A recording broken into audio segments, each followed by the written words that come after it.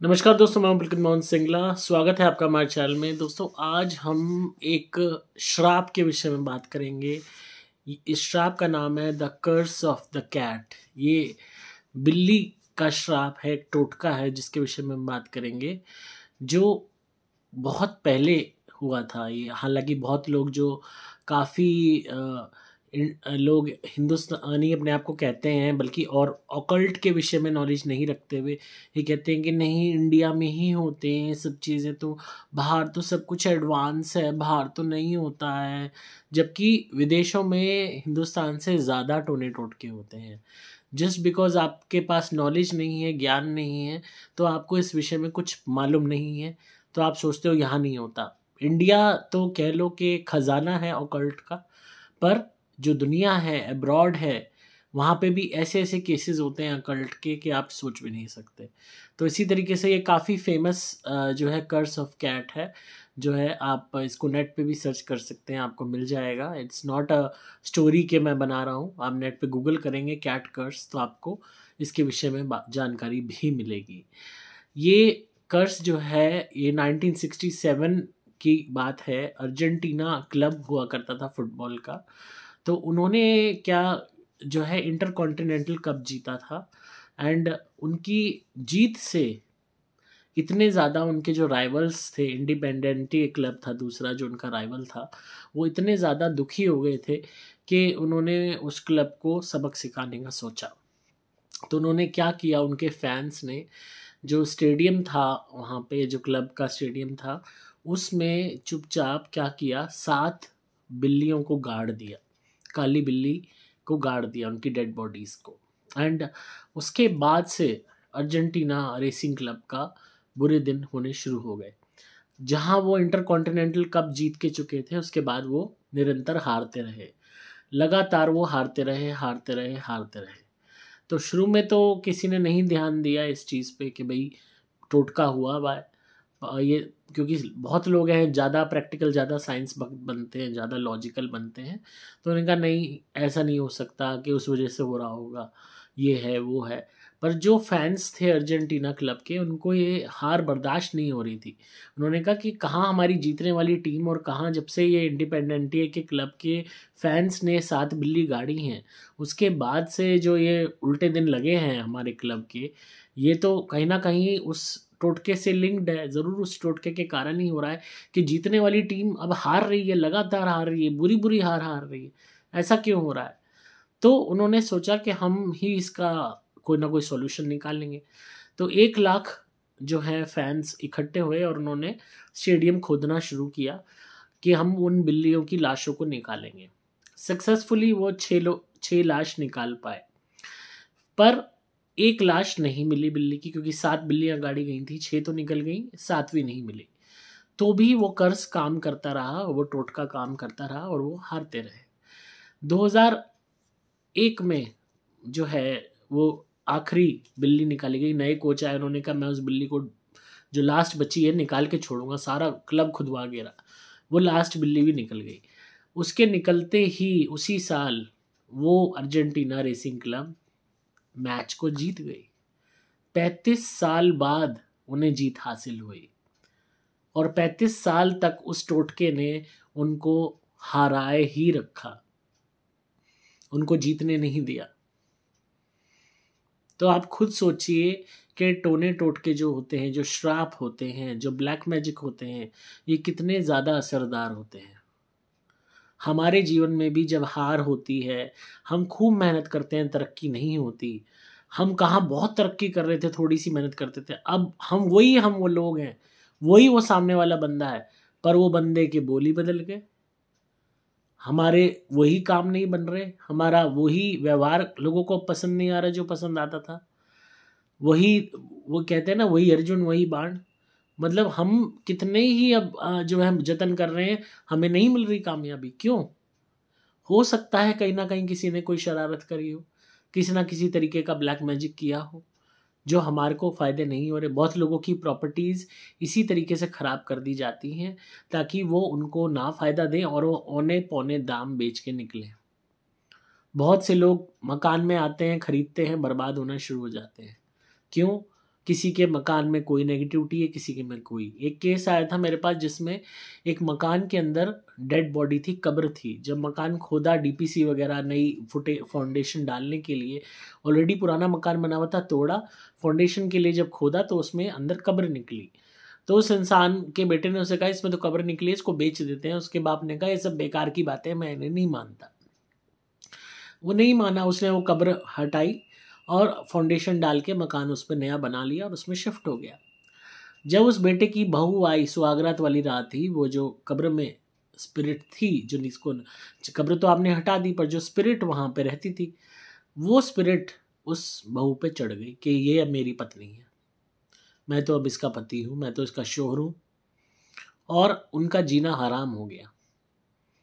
तो आपको कोई भी ज़मीन में अगर किसी भी तरीके की ऐसी अजीब चीज़ मिलती है, टोटन टोटके वाली चीज़ मिलती है, कोई डेड बॉडी मिलती है, किसी एनिमल की मिलती है, किसी भी तरीके से कोई पुरानी कब्र मिलती है, कोई भी तरीके की ब्लैक मैजिक से एसोसिएटेड थिंग्स मिलती है, तो ऐसी प्रॉपर्टी को मत यूज़ कीजिए जब तक कि उसकी शुद्धि ना हो, जब तक कि आप डेडली श्योर ना हो। अदरवाइज जीवन बर्बाद ही रहेगा, नुकसान में ही रहोगे, दुखी ही रहोगे। एक केस और आया था मेरे पास। एक प्लॉट था 1000 गज का, जिसमें बहुत बड़ा पीपल का पेड़ था।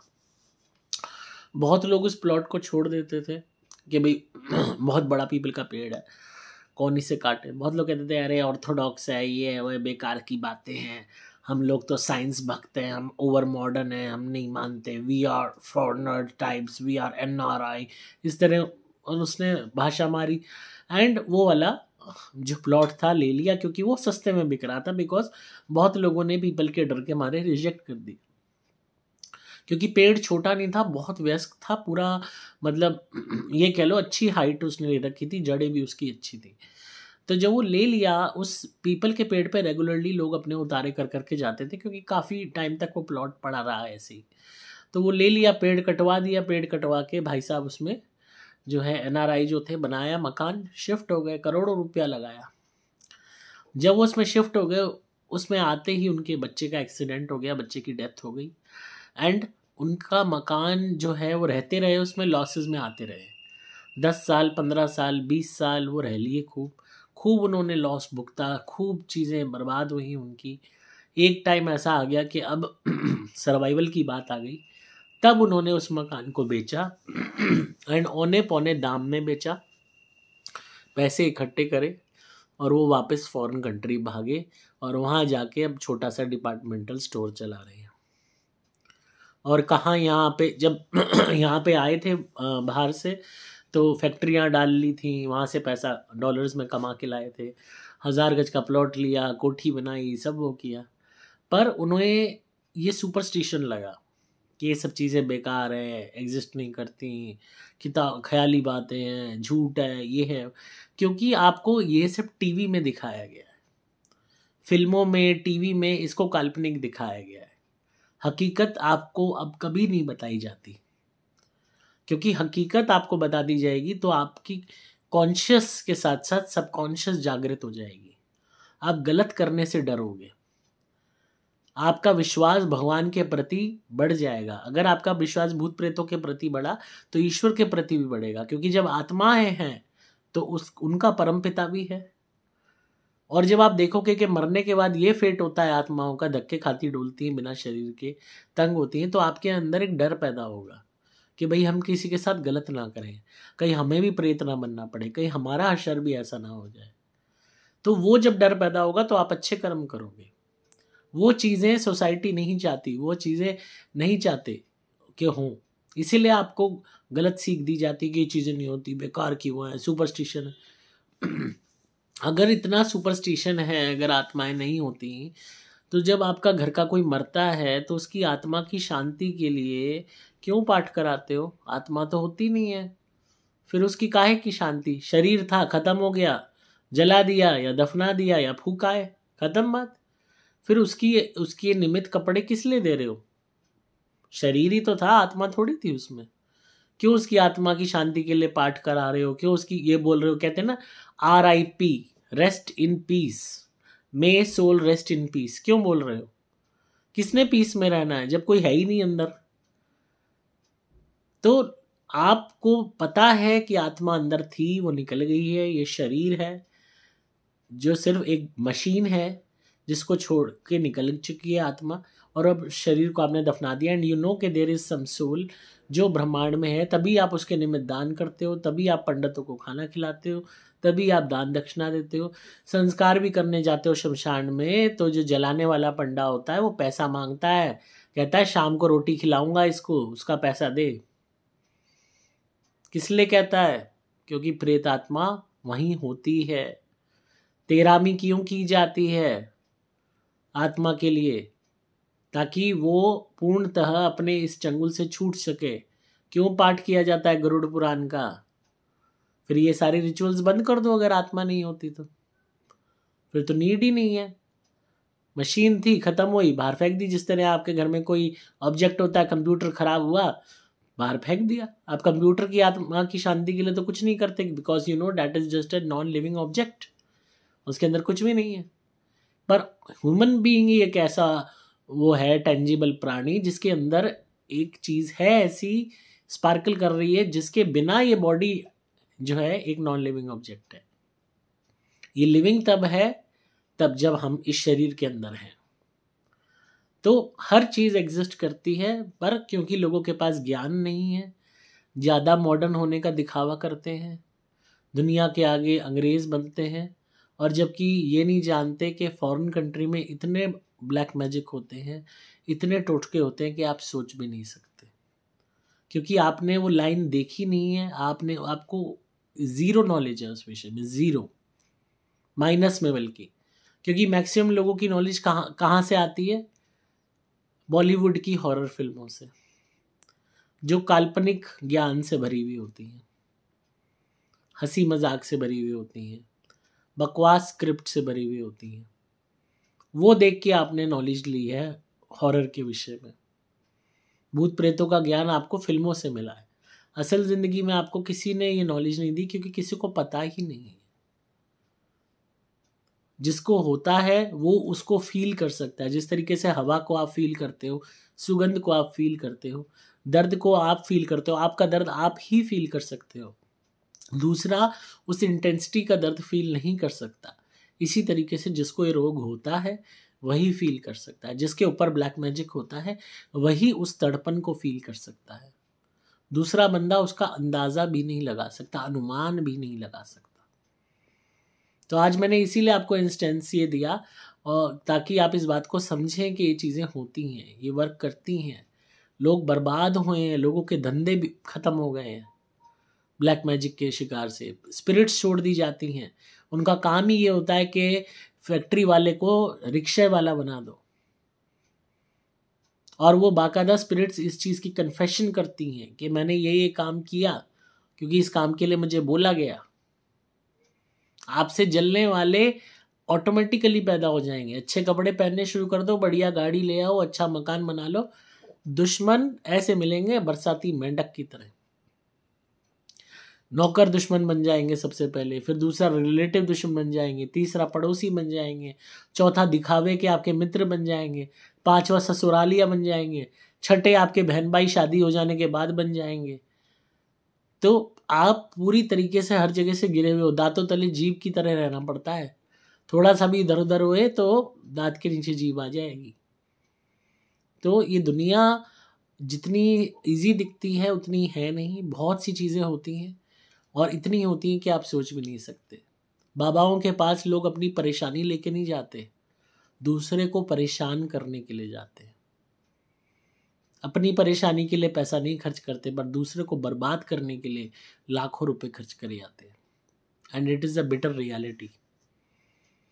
तो इस बात को समझिए। अगर कोई भी आपके को नुकसान हो रहा है, लगातार हो रहा है, किसी भी स्थान पे शिफ्ट होने के बाद, किसी भी ऑफिस में, किसी भी घर में, तो देयर माइट बी समथिंग। हो सकता है कुछ ना कुछ किसी ने किया हो सकता है वो जगह दूषित हो, या उसका वास्तु खराब हो, या वहाँ पहले से कोई नेगेटिविटी प्रेजेंट हो।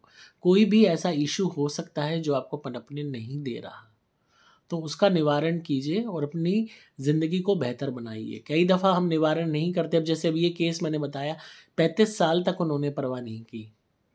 जब 35 साल बाद जब आखिरी बिल्ली निकाली गई, उसके बाद वो जीते।